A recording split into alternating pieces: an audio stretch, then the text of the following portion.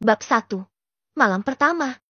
Di sebuah kafe terlihat beberapa pemuda lagi asyik ngobrol sampai larut malam, sekekit 4 kilometer dari rumah kediaman Rendra, yang sedang melaksanakan acara resepsi pernikahan. FLAHSBACK. Rendra dan Nisa adalah muda-mudi yang sudah 3 tahun lamanya kenal. Mereka memutuskan menikah setelah Nisa menyelesaikan kuliahnya. Rendra mengenal Nisa waktu Rendra kunjungan kerja ke suatu daerah. Kebetulan daerah tempat tinggal Nisa. Saat itu Nisa juga pulang kampung karena baru selesai di salah satu pesantren yang sekerja sama. Saat Nisa berjalan menuju pulang ke rumahnya, Nisa tanpa sengaja bertemu dengan Rendra yang sedang menuju ke warung. Singkat cerita, Rendra pun mulai jatuh cinta pandang pertama kepada Nisa. Karena Rendra tidak mau menyesal di kemudian hari karena kehilang sosok Nisa, Rendra pun memberanikan diri menyimpan Nisa dan coba mengajak kenalan Nisa. Tapi karena Nisa adalah perempuan bercadar yang sangat taat agama, maka tidak semudah itu Rendra berkenalan dengan Nisa. Aku harus berusaha. Sebelum aku pulang ke kota, aku harus mendapat nomor gadis itu, ucap Rendra dalam hati. Setelah 3 hari berusaha, akhirnya Rendra berhasil mendapatkan nomor gadis bercadar itu. 3 tahun kemudian.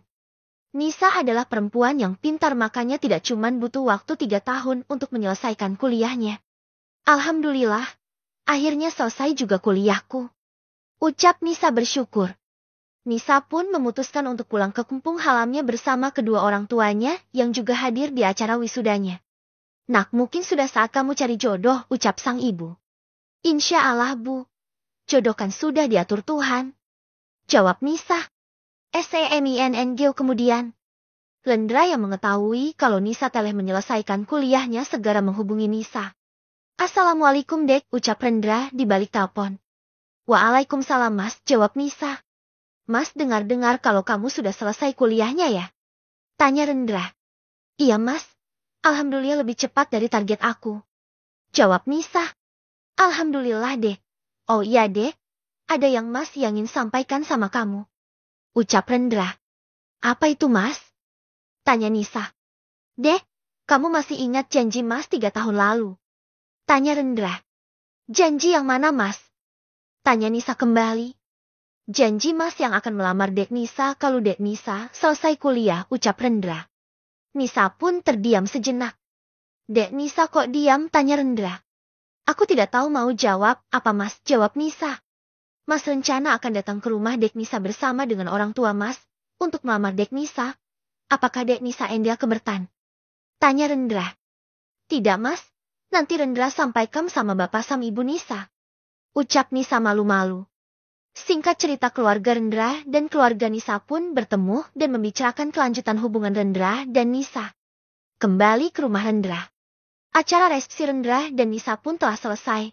Rendra dan Nisa memutuskan untuk kembali ke kamar guna untuk mengganti pakaian pengantinnya. Sesampainya di kamar, Rendra pun membantu Nisa membuka gaun pengantin Nisa.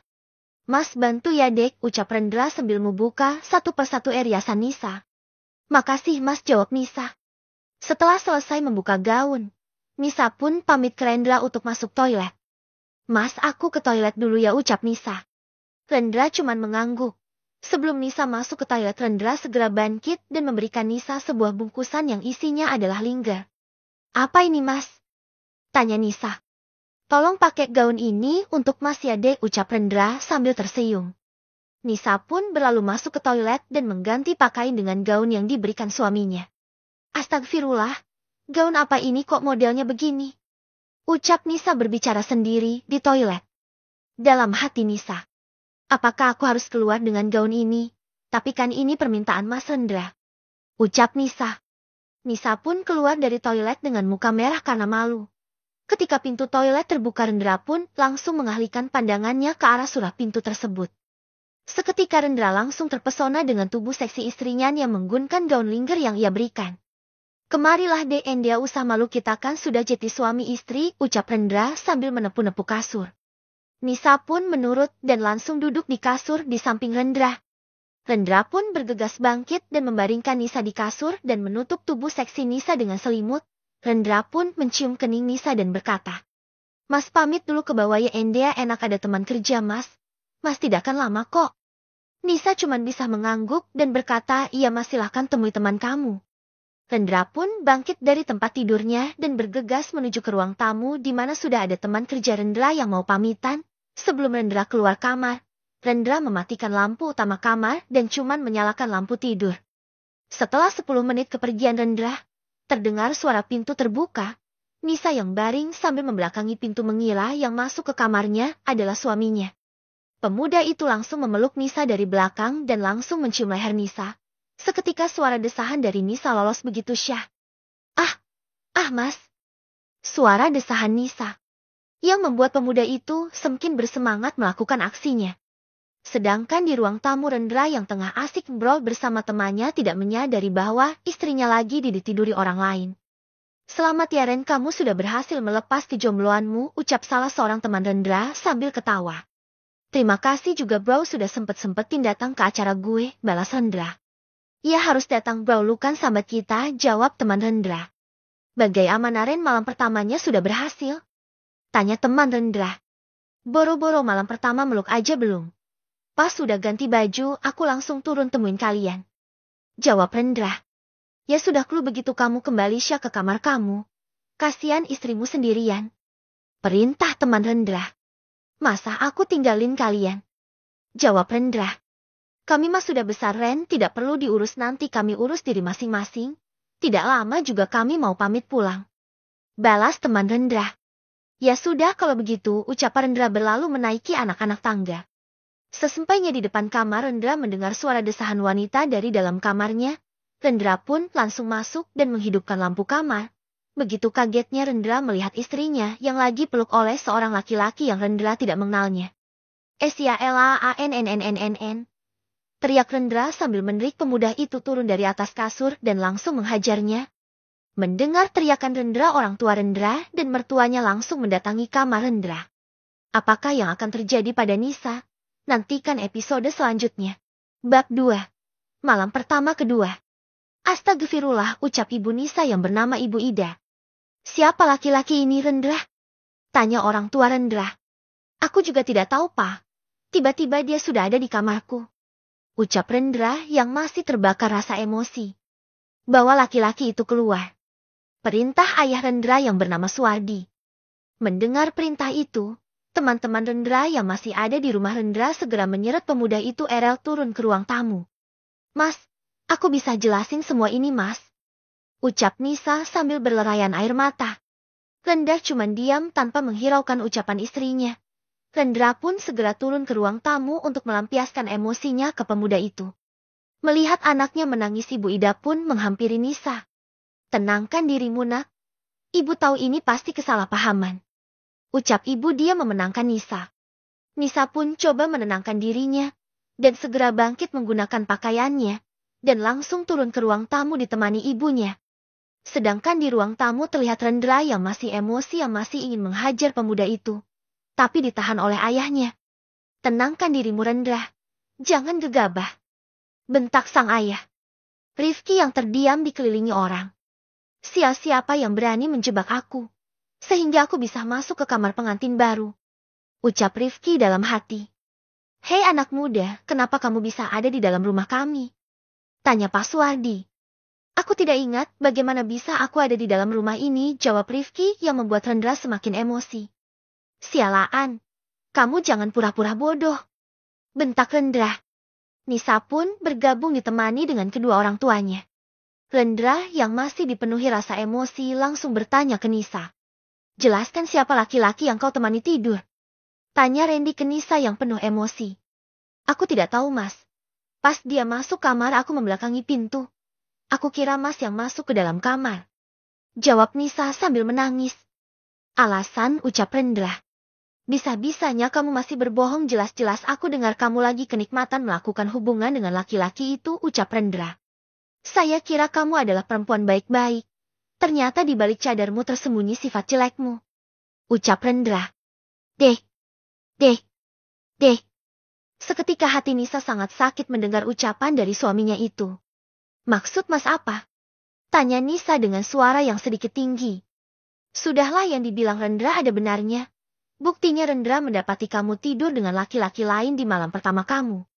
Ucap ibu Rendra yang membuat orang tua Nisa tidak terima anaknya dipermalukan. Jaga ucapanmu Bu Risda, bentak Ibu Ida. Anakku tidak seburuk yang apa kalian lihat. Saya yakin anak saya cuma jadi korban. Rendra pun langsung berucap. Saya talak 3 kamu Nisa. Ruang tamu hening pun hening seketika. Nisa cuman hanya terdiam dan berucap dalam hati. Ya Allah, apakah ini akhir dari pernikahanku? Apakah aku akan jadi janda di malam pertamaku? Melihat situasi sudah tidak kondusif, Rifki yang masih pusing akibat pengaruh obat segera berdiri dan ingin keluar dari rumah itu. Hei, mau kemana kamu? Ucap Pak Firman sambil menahan Rifki. Aku sudah tidak punya urusan di sini, ucap Rifki. Kau bilang sudah tidak punya urusan. Kau tidak lihat anak saya. Gara-gara kau anak saya jadi janda di malam pertama pernikahannya. Ucap Pak Firman emosi. Karena kita sudah tidak punya hubungan lagi, maka kalian bisa pergi meninggalkan rumah saya, ucap Ibu Risda mengusir. Tanpa kamu usir, kami juga akan segera pergi meninggalkan rumah ini. Jawab Ibu Ida penuh emosi. Baiklah Klu, begitu kami pamit. Terima kasih telah menyambut keluarga kami dengan baik. Saya mewakili keluarga saya meminta maaf atas kejadian ini. Ucap Pak Firman berlalu keluar dari rumah Rendra. Diikuti istri, anak, dan juga Rifki. Mereka berjalan sekitar 1 kilometer, barulah mereka mendapatkan halte. Mereka pun istirahat sejenak. Apa yang saya harus lakukan, Pak? Tanya Rifki. Kamu harus menikahi anak saya, karena gara-gara kamu anak saya jadi janda. Jawab Pak Firman. Rifki pun terdiam sejenak, lalu berkata, oke, aku siap menikahi anak Bapak, ucap Rifki. Tapi aku tidak bisa menikahi putri Bapak malam ini karena aku belum punya persiapan. Terus kapan kamu bisa? Tanya Pak Firman. Besok aku janji akan menikahi putri Bapak, jawab Rifki. Mendengar pembicaraan Pak Firman dan Rifki, Nisa cuma bisa pasrah dan berdoa semoga diberi petunjuk sama Allah. Terus kita mau nginap di mana, Pak? Tanya Ibu Ida kepada suaminya. Mendengar hal itu, Rifki pun langsung menawar diri untuk membantu mencarikan rumah sewa untuk keluarga itu. Saya ada kok kenalan sekitaran sini yang punya rumah sewa. Klu mau mari saya antar. Tawar Rifki. Mendengar tawaran Rifki, Ibu Ida pun langsung mengiskan. Klu begitu tolong antar kami ke rumah sewa itu, ucap Ibu Ida ke Rifki. Mereka pun berjalan menyusuri jalan sejauh 2 kilometer dari tempat mereka berhenti. Sesampainya di rumah sewa, Rifki pun pamit ke orang tua Nisa. Pas mau pamit, mata Rifki tidak sengaja bertemu mata dengan Nisa.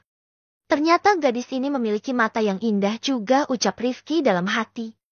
Nisa yang sadar Klu Rifki lagi memperhatikannya langsung membuang muka ke samping. Saya pamit pulang dulu, Pak. Ini KTP saya sebagai jaminan bahwa saya akan kembali besok ke sini. Ucap Rifki. Ya sudah, ingat janji kamu. Sebagai laki-laki sejati, kamu harus menepati janjimu. Ucap Pak Firman. Saya janji akan kembali, Pak, jawab Rifki berlalu pergi. Setelah kepergian Rifki, terlihat Nisa cuma terdiam dan terus menteskan air mata. Melihat hal itu, Pak Firman menghampiri anaknya dan menenangkan Nisa. Yang sabar ya, Nak. Bapak yakin di balik semua ini pasti ada rencana baik Tuhan. Ucap Pak Firman menenangkan Nisa. Iya Pak, Nisa juga sudah ikhlas atas apa yang Nisa alami, jawab Nisa lesu. Bapak yakin kok Klu pemuda yang bernama Rifki itu adalah orang baik, ucap Pak Firman. Bapak jangan banyak berharap sama laki-laki itu. Nisa tidak apa-apa kok kalau dia tidak mau menikah dengan Nisa. Jawab Nisa. Jangan bilang begitu. Kita lihat saja besok apa dia datang atau tidak. Ucap Pak Firman. Ya sudah, Nak, kamu sekarang pergi bersihkan dirimu baru istirahat. Pasti kamu sangat capek. Perintah Pak Firman. Iya Pak, jawab Nisa berlalu pergi meninggalkan kedua orang tuanya. Bapak yakin pemuda itu akan kembali besok, tanya Ibu Ida. Berdoa saja Bu, semoga laki-laki itu menepati janjinya, jawab Pak Firman. Apakah Rifki akan kembali? Saksikan episode selanjutnya. Bab 3. Sah.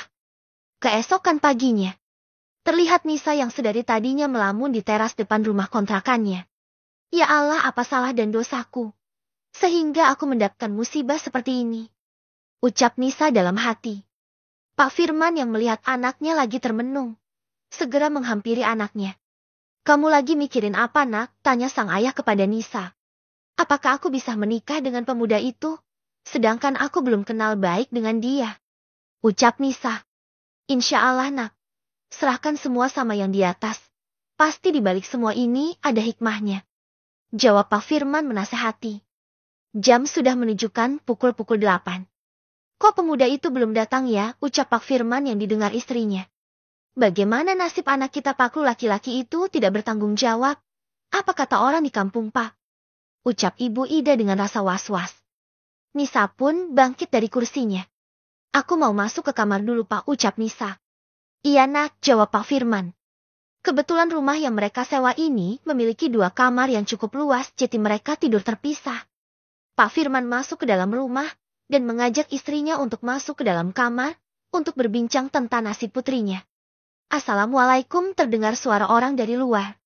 Waalaikumsalam, Pak Firman yang baru mau masuk ke dalam kamar segera kembali keluar menyambut tamunya. Nak Rifki, akhirnya kamu datang juga, ucap Pak Firman. Maaf Pak, agak telat karena ada urusan tadi, jawab Rifki. Rifki datang bersama seorang bapak-bapak. Bapak itu adalah petugas taman yang bernama Pak Umar. Pak Umar sudah 20 tahun bekerja di rumah Rifki. Kenalin Pak, ini Pak Umar yang akan menjadi saksi pernikahan saya dengan putri Bapak. Pak Umar pun mengajak Pak Firman berjabat tangan. Mari silahkan masuk nak Rifki, Pak Umar, ucap Pak Firman. Rifki dan Pak Umar pun masuk ke dalam, mengikuti Pak Firman. Bagaimana nak Rifki? Apa kamu sudah siap? Tanya Pak Firman. Iya Pak, saya sudah siap, jawab Rifki. Assalamualaikum, ucap orang di luar. Siapa yang datang? Perasaan Bapak tidak undang siapapun, ucap Pak Firman berdiri. Mungkin itu orang dari KUA Pak, tadi saya sempat singgah di kantor KUA, makanya saya agak telat, jawab Rifki. Oh begitu nak, ucap Pak Firman yang merasa senang karena calon suami putrinya serius untuk menikah. Mari Pak, silahkan masuk, ajak Pak Firman kepada kedua orang yang ada di luar. Karena semua sudah terkumpul, maka dari itu mari kita mulai akad nikahnya. Saya nikahkan putri saya Nisa Pratiwi bin Firman dengan Rifki Aditya bin Ailangga dengan mahar uang 1 juta rupiah dibayar tunai, ucap Pak Firman. Saya terima nikahnya Nisa Pratiwi bin Firman dengan mahar uang 1 juta rupiah dibayar tunai, jawab Rifki. Bagaimana saksi? Sah, jawab Pak Umar dan lainnya. Alhamdulillah, ucap seluruh orang yang hadir bersyukur. Nisa yang berada di dalam kamar meneteskan air matanya mendengar ijab kabul yang diucapkan Rifki. Ya Allah, berilah hambamu kekuatan untuk menjalan pernikahan hambamu ini, ucap Nisa berdoa. Mari nak, keluar temui suamimu, ajak Ibu Ida. Nisa pun keluar dari kamar ditemani ibunya. Nisa diarahkan ibunya duduk di samping Rifki. Jabat tangannya suamimu, nak, ucap Pak Firman. Nisa pun mengambil tangan Rifki, mereka pun berjabat tangan selayaknya suami istri. Kalau begitu kami pamit dulu ya Pak. Nanti buku nikah Pak Rifki bisa diambil di kantor kami, ucap salah seorang KUA. Oke siap Pak, jawab Rifki. Mas saya juga pamit pulang ya. Takutnya nyonya cari saya, ucap Pak Umar berbisik ke Rifki. Iya Pak Umar. Ini Pak Umar ambil untuk ongkos pulang, jawab Rifki sambil memberikan uang ke Pak Umar. Maksi Mas, ucap Pak Umar pamit ke Rifki dan Pak Firman disusul kedua orang dari KUA. Nak, rencana Bapak dan Ibu akan pulang sebentar sore Palembang, ucap Pak Firman kepada putrinya. Jaga dirimu baik-baik ya, berbaktilah pada suamimu, lanjut Pak Firman menasehati. Iya Pak, jawab Nisa tertunduk lesuh. Dan Nak Rifki, saya titip anak semata wayang saya, semoga Nak Rifki bisa membuat putri saya bahagia, ucap Pak Firman ke Rifki. Bapak tenang saja, saya akan menjaga putri Bapak, jawab Rifki. Setelah lama berbincang, tiba saat Pak Firman dan Ibu Ida pulang ke kampung halamannya. Mereka diantar Rifki menggunakan mobil. Rifki yang sengaja membawa mobil karena setelah mengantar orang tua Nisa, Rifki akan mengajak Nisa pulang ke rumahnya. Di terminal, terlihat Nisa lagi berpelukan dengan kedua orang tuanya. Jaga kesehatanmu ya nak, ucap sang ibu. Iya Bu. Ibu dan Bapak juga. Jangan lupa kabari Nisa kalau Ibu sudah sampai, ucap Nisa sambil menangis. Kami pamit dulu ya nak Rifki, tolong jaga Nisa, ucap Pak Firman. Iya Pak, hati-hati, jangan lupa kabari kami kalau sudah sampai, ucap Rifki. Pak Firman dan Ibu Ida pun akhirnya masuk ke dalam bus karena tidak lama lagi bus akan jalan. Setelah kepergian bus yang ditumpangi Pak Firman, Rifki pun kembali ke mobilnya. Sudah menangisnya. Ayo kita pulang. Ucap Rifki ke Nisa. Nisa pun cuma bisa pasrah dan ikut masuk ke dalam mobil. Dalam perjalanan pulang ke rumah Rifki, mereka tidak pernah bicara. Setelah 1 jam lebih perjalanan akhirnya mereka pun tiba di rumah Rifki. Masya Allah, besar sekali ini rumah. Ucap Nisa dalam hati. Mereka berdua pun masuk ke dalam rumah. Mereka pun disambut oleh Pak Umar, karena Pak Umar tahu kalau tuan mudanya akan pulang bersama istrinya ini hari. Mari saya bawakan kopernya, Non, ucap Pak Umar ke Nisa. Apakah Mama ada di rumah Pak Umar? Tanya Rifki. Ada Mas, baru-baru juga sampai dari luar, mungkin lagi duduk di ruang tamu. Jawab Pak Umar. Baguslah kalau begitu, ucap Rifki berlalu masuk ke dalam rumah dan diikuti oleh Nisa. Assalamualaikum. Mah, ucap Rifki. Waalaikumsalam. Rifki, akhirnya kamu pulang juga, Nak? Urap Ibu Intan. Siapa wanita yang kamu bawa itu, Rifki? Tanya Ibu Intan. Oh, perkenalkan, ini nama Nisa. Dia adalah istriku. Baru saja tadi pagi kami menikah.